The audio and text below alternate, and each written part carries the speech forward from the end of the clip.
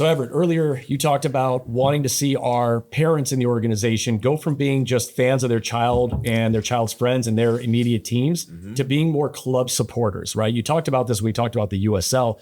Last year we had a home opener that had about 800 some people in there, which that was an experience I'll probably never forget for the rest of my life. That was something that just will keep a smile on me forever. And that's where we saw a lot of our parents, that cultural change when we talked about, becoming supporters of the club in a general sense. You're talking about that's a big initiative for you this year. So if you could help expand on that of, what is your vision for that? And how do you envision we get there? And what do you need from our families to help the club grow culturally?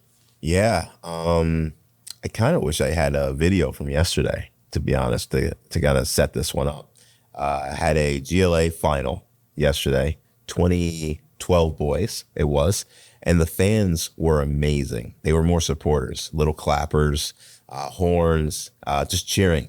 There was no coaching, Marco. It wasn't like, hey, run harder. Hey, try and pass it to the left. It was pure joy and excitement for the experience that they were having with their kids, the noises. It's like, I looked over and like, man, I should film this right now. So with that being said, is the vision for it is how do we start to create a soccer culture, right? In and around the Force values, the Force players, the Force ecosystem. The best visual I can say is turn on an MLS game and watch LAFC or Seattle or Atlanta these days. The clubs at the highest level in America that are getting it right? They have supporter groups, people that get together. They'll go to, an establishment where they might get an adult beverage beforehand or a smoothie. I even just learned that over in LA. There's a whole smoothie contingent, like some sort of restaurant or like smoothie bar that they go to beforehand and they sponsor Sounds it. Great to me. Dude, it sounds fantastic, right? I was on it. And then they go to the game, right? And they hoop and they holler and they do all this stuff. Again, there's some hooliganism that goes into the idea of being a supporter and all that. We're not looking for that side, but we are looking to say, how do we start to get our fans to be more supporters of the club holistically and create a culture at every game that has Force represented in it? Because when you look at a vision like this and you go to a tournament or you go to the games, we're really blessed right now with the amount of Force brands that are running around Northeast Ohio. Even when we go on to other areas, like we go to Grand Park in Indianapolis or we go to PDA in Jersey, I saw this with other clubs when we were involved in the old days with the Development Academy, right? Players becoming supporters Of each other. Correct. Exactly, right? Older kids coming to watch the younger kids. And vice versa, right? That's where the USL comes into play, giving them some place to go and support the older ones and dream to be there. So the vision is to create this vertically integrated system that supports each other, from the fan side, from the player side to the coaching side, even something as small as like when you go to our games, seeing multiple coaches on the sideline, right? To be supporters of that player, be supporters of another team so that we're all integrated as a giant family that supports each other ultimately, right? Where does that lead us over the next, it's a 3-year project. So I think it takes time to change, actions of humans and behavior. It should then lead to a higher attendance rate at our games, right? With young players. Right? The young players supporting that, becoming supporters of both the game model, the traditions that are being built inside of Force. We're hoping to do that, So where does it start? Yeah. Right. You talk about a 3-year timeline. What are the first steps?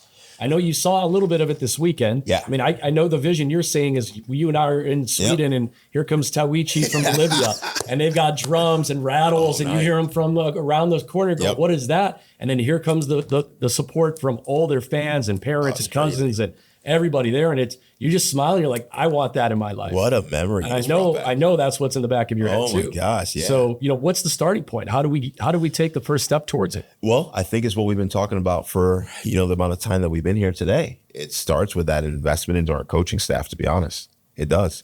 Because our coaches have to continue their education to see what impact that can have on the environment, right? And then they got to be willing to support that first and foremost. Because I think what I saw this weekend was a direct initiative by me with the families that I interact with on a regular basis, saying this is a standard and expectation that I have to create this for your kids. And this is the why, right? So I think it starts by just us organizationally really starting to chirp that this is an expectation, right? It starts with us investing into our administrative staff, to better communicate that expectation.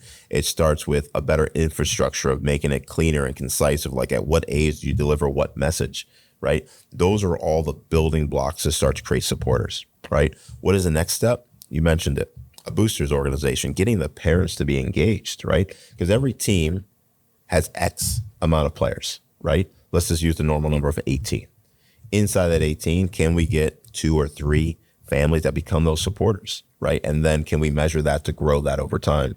So I think the building blocks is first start with ourselves to chirp that message and that expectation better.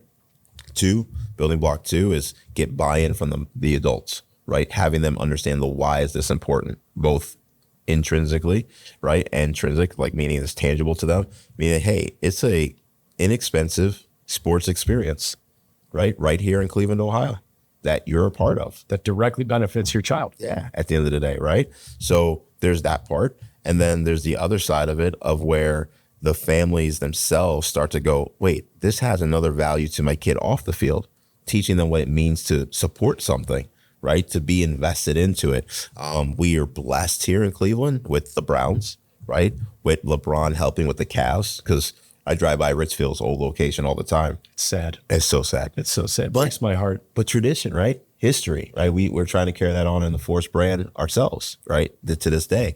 So it's getting everyone to kind of understand that tradition. So you asked the question of what's that first building block? Us and the parents, and connecting that, and how does it help impact them both on the field as growing players, but also off the field, that they can buy into something that's bigger than themselves ultimately and keep on contributing. Because what's interesting, Marco, when you ask that question, when I've done the analysis in my role for the club, we have a lot of former Force families. We do. People that went to the Coliseum, people that did stuff. They know the brand. They know the brand, right? So who would I be silly not to think that the kids we're working with today, they're going to have the same experience in 20 years, right? So where does it go? We hope that we just see in 20 years from now that USL 2 or a championship team, I dream big. But I think that starts, we don't achieve those goals until you build a fandom, around that. So yeah, organizational, parents, and then ultimately that matriculates into our kids, and that creates subcultures, and you go from there, see what we can keep the fire going. Yeah, and that's partly why all the admission for all of our youth players is free. We want our kids there. The things that we keep hearing back is when people come out to a USL 2 or W League game for the first time with their young child, they're going, this is great. Yep. My kid had a blast. My kid was running a flag up and down the sideline.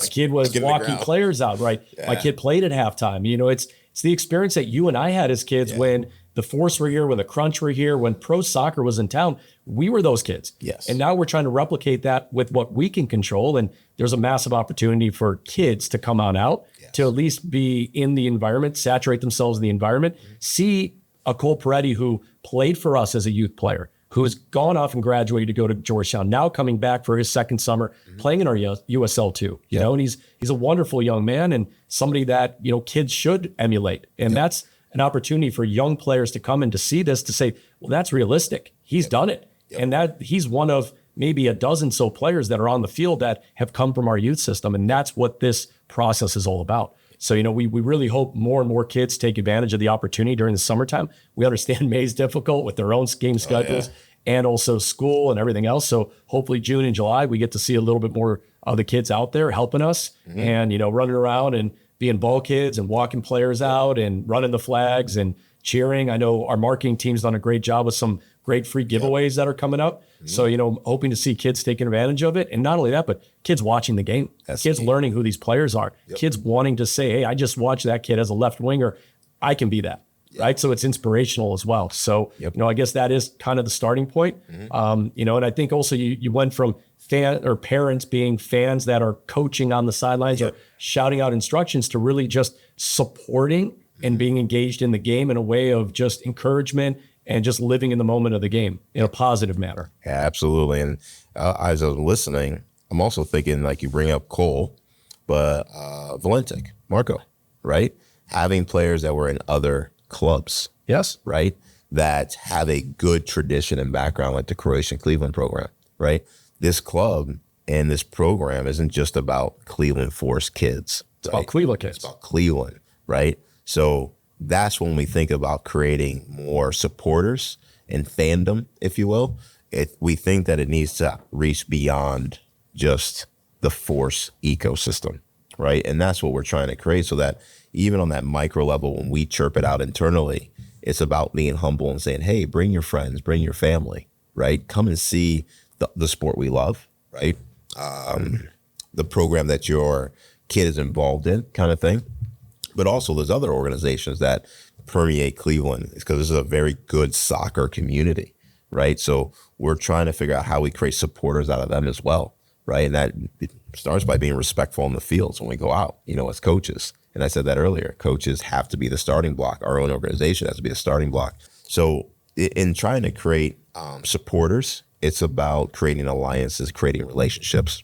I think the building blocks, like you said, step one is... But it's also a story for those clubs to tell their kids is, look at Marko Valentic. Yeah. He came from our youth system. I think he went to the Columbus Crew Academy for a little while, which is something to be proud of, that they graduated him into that. And then he came back into this, right? So you look at the kid's journey. He started at a local club that doesn't have any affiliation with us.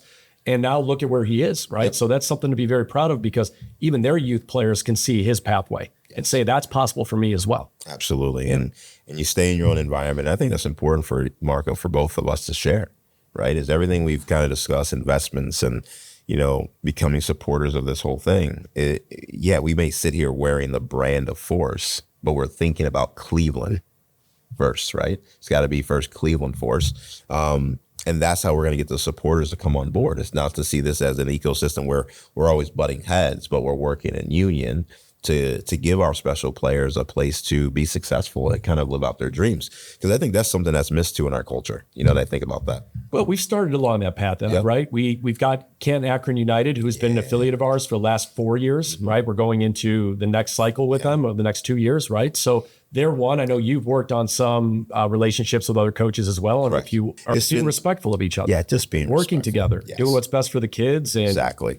We understand it's a small community. We got to work together, but those that want to work with us will always work with them. Always. And then again, that goes into the ties of, there's even clubs that aren't at that level, but they support tournaments that we run. Correct. We support their tournaments. So you talk about Cleveland, Croatia. Yep. Mario and his staff have done a phenomenal job of supporting us. And when they've run tournaments in the past, we try to support them and giving their kids opportunities to play at this next level as well. So there's a lot of ability to work together at different capacities in the market. And that's part of that what's next as well, is hopefully in the future, we are one of the only clubs that have certain platforms, which we've gone out and earned, right? We just weren't given these things. We've sacrificed a lot by losing all of our individual brands, losing our controls to be able to build something bigger and better to ultimately attract these big leagues to support us coming into their leagues. So, the more people that want to participate in this, it's only going to help the city of Cleveland. Correct. Right? We don't have all the best players in the market, right? We understand that, nor will we.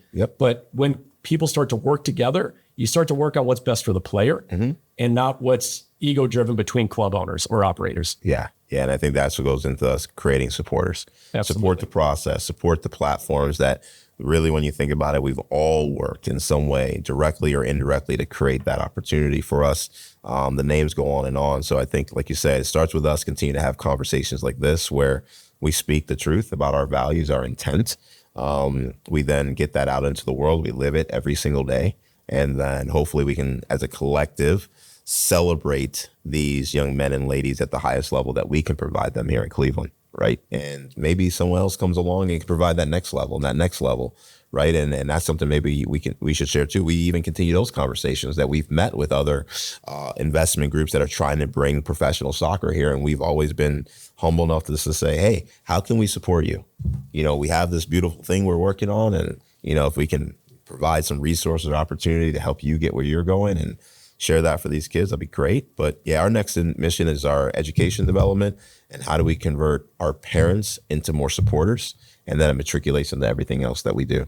And it just popped in my head, our schedule. You continue to ask, hey, what's the first step? I think the third thing, right? I said us first, right? I said the parents is our calendar.